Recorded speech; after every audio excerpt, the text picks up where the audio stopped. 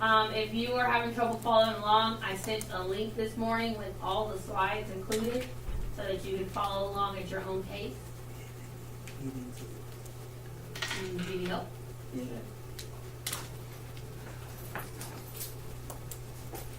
So on the cotangent, you only have your asymptotes only at 0 and pi. And it'll be the multiples of pi. So 0, pi, 1, 2 pi, 3 pi, 4 pi. 5, 5, 6, 5. Sure. Oh. Bird, I did it. I believe you. You just need to be in the classroom and fill it. That's crazy. They didn't let me get onto it earlier. Nah. But it's working now. That's all that matters. It's probably the internet. It was hot earlier in the Sunday. Bird, it didn't work. I believe you. You're not the first person to tell me. I mean, What, he was hot? Do you believe me? rarely. That's crazy. All right, so these are the parent functions. So we're going to talk about how to graph your transformation. So steps to graphing tangent and cotangent graph. So when we're graphing them, this would be your transformation form. So we have y equals a, and it says tan slash cotangent, just because whichever one you're talking about. So it would be a tan bx minus c plus d, or a cotangent bx minus c plus d. What is the same thing C and D. I just used the textbook format this time, and so there's like some of them will have all Greek letters. Some will have H and K. Some will have C and D, but they all mean the same thing. Okay, so this is where we're at. Any questions? A is still telling us our amplitude. for tangent? Because you know how like in cosine and sine you use that side difference. Yes. For tangent and cotangent, it is inside, or it's part of the, part of the whole run. So that means you got more work to do? Nah, Yes. I don't think it's terrible. Is C and We D have- H and K? Essentially, the only difference between H and C is that C, in order to find the C, you would divide by the B. So it's an added step. How do you find the B? Who says it? It says To find your phase shift, that's what we do. You should take something and divide by two. But we don't have to worry about that. Maybe we need a warning right now. School shooting. All right. So step one. So the first thing we're going to do is finding the asymptotes. So when you're finding the asymptote, it depends on whether it's a tangent graph or a cotangent graph. If it's a tangent graph, to find your two asymptotes that you're going to start with, you're going to do bx minus c equals pi over 2. And you're going to do bx minus c equals negative pi over 2.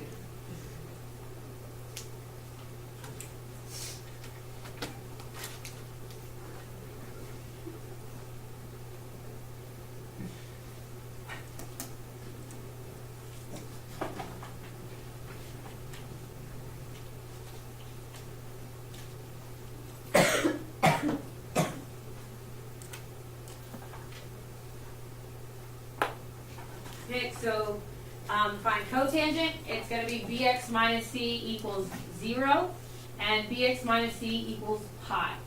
And then you are solving for x to find where do my new asymptotes take place. So when you're solving for x, notice on both of them you would add c, then divide by b. Add c, divide by b. Add c, divide by b. Add c, divide by b.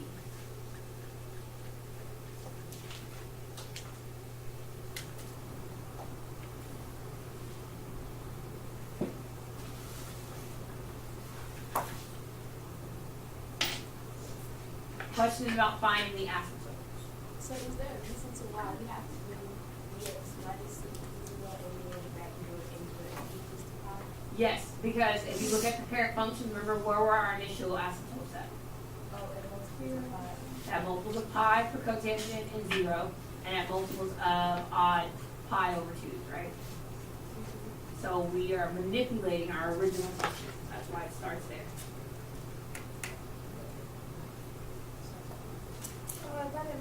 all your answers first and come out first. No, it means you're gonna solve for x. When we get to the example, I think you'll do that. Oh, okay. Oh, All right.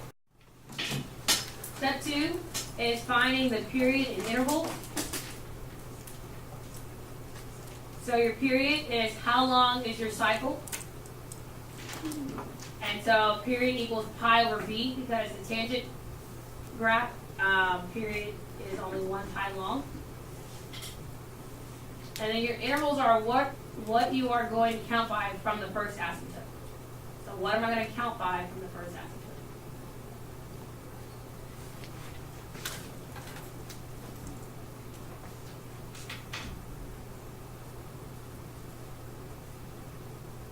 Would you remember that? No.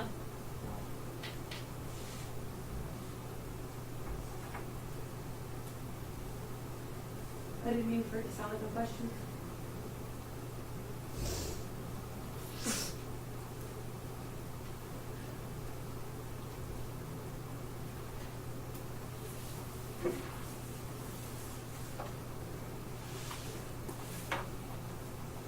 Okay. 3 is what is your middle point and midline. So your middle point equals your initial x-intercept, and it's the second quarter point of your interval. Like at the 50-cent mark.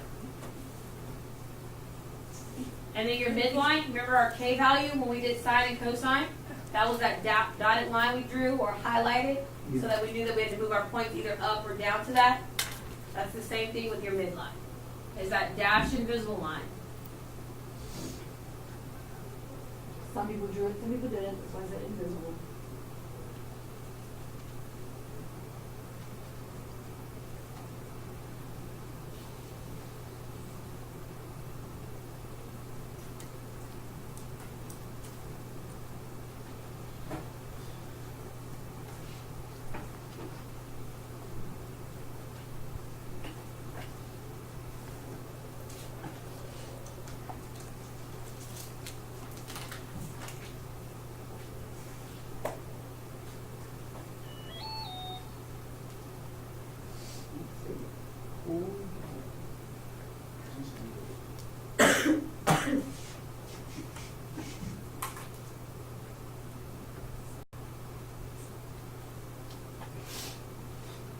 Are you ready for step 4?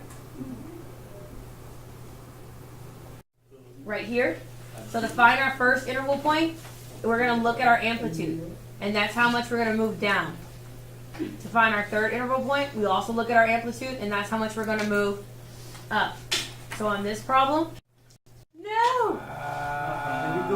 The writing bee wing! Yeah. Reteach it, you know. That's how Marlon. What did I Ask her on the Take a picture. You want me to air with everybody? Ask him more questions. Oh my goodness. Ask more questions. Carla, send it over on my mind. She blocked it. For real? You blocked him on my mind? Do you believe a lot of things he said? Some of it, yeah.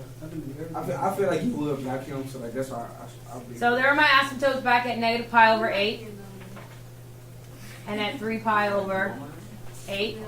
Here's my x-intercept. And then we're counting by 8s, so that's why these are 8s.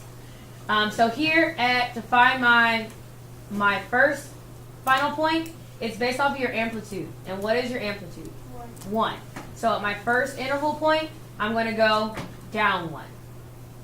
So I'm going to go down to negative 1. At my third interval point, I'm going to go up 1. The reason why we don't do the second interval point, because that's our middle point, and that's already our what? X-intercept. And then there are your points. And then you connect them. Or try to connect them. And that's where they are. Question? Alright, so let's do cotangent. So cotangent, the difference is instead of tangling to the, we go the other way. Which I can never really draw, but, so this is where we're going to go. So that for, you see it, it is what it is. I'm trying to see, okay, so instead of going like this. This is it's 10. going like this. Yeah. Instead of tangling to the right, I'm tangling to the left. This is cotangent. You just gotta kind of read it backwards. Yeah, I do what you're trying to do. Yeah. Okay, anyways. So when I look at this, my A equals 1/2. Will you?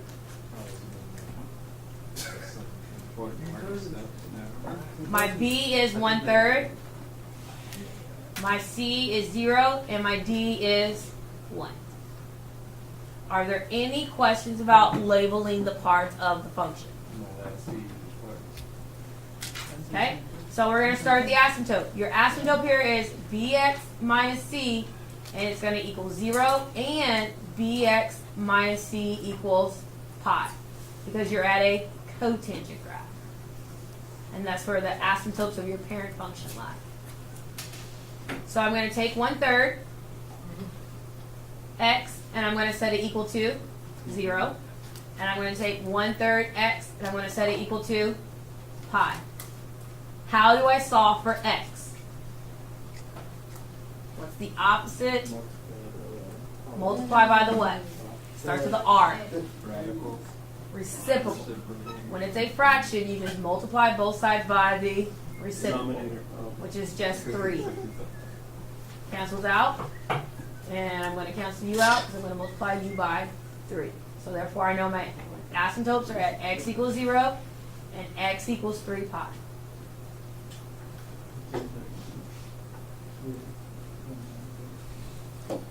Okay, so I'm going to go to 0, draw my little dotted line.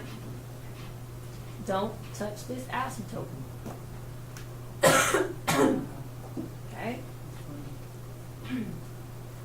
Again, pretend that these are all straight lines. So at 0 and at 3 pi, I have asymptotes. What are your questions here? I don't want to hear. I'm confused. I haven't moved on. Ask a question. How come there's no negative? You're confused on what? Why is there no negative? Because when I did the math, I didn't have a negative. There is technically a negative because you repeat this process over and over. So there is a 0 to negative 3 pi. We're just not drawing it. Okay, so your x equals 3 pi, how do you do that again? How does my x equals 3 pi? When she did the, Because you're going to multiply by the reciprocal, reciprocal is 3, so. and the reciprocal is 3. So what you do to one side, you do to the other. And pi times 3 is 3 pi. Okay, any other questions about asymptotes? All right, period. So your period equals pi divided by your b. What is our b? So we have pi divided by 1/3, which equals 3 pi. If we did our asymptotes right, and we're starting here at 0, it should roughly be the same thing. Because 0 plus 3 pi is 3 pi. Okay? So now we're going to do our interval, and your interval equals p divided by 4. So I have 3 pi divided by 4, which is just 3 pi over 4. Your interval is, what are you counting by, Faith, from your first asymptote? So I'm counting by 3 pi over 4. So what is 0 plus 3 pi over 4? 3 pi over 4. What is 3 pi over 4 plus 3 pi over 4? 6 pi over 4. What is 6 pi over 4 plus 3 pi over 4? 9 pi over 4. So there are my intervals. Because 9 pi over 4 plus 3 pi over 4 makes 12 pi over 4. And what is 12 pi over 4? 3 pi. Because 12 divided by 4 is 3. So it all added up. Oh my gosh. So my periods and intervals are correct. My middle point. Your middle point is your initial x-intercept. So which one of these is my middle point? So here's my initial x-intercept. That's all you're doing there. Where's your middle point? Here's your x-intercept. Your midline is based off of your d. What is your D? 1. So I know that when it's all said and done, my x-intercept is going to move up to 1. Questions about middle point and midline. Your final point's an amplitude. So your amplitude equals 1.5. Because what is your A value? 1/2. So your amplitude is 1/2. So that means that your first and third intervals that are left, you're going to follow that rule. Since it's cotangent, at your first interval, you're going to go up 1/2. Remember, I'm trying to make this little guy, this tango. And at your third interval, you're going to go down 1/2. Let's see this beauty right here. And then the last step is your vertical shift. So your vertical shift is based off of your D value. So I'm going to shift everything up 1 because it's positive. So instead of being here at, 1.5. it's going to be at 1.5. Instead of being here at 0, it's going to be at 1. Instead of being at a -1/2, it's going to be at a +1/2. All my points are where they need to be. So then I'm going to draw in my curve. Uh-oh.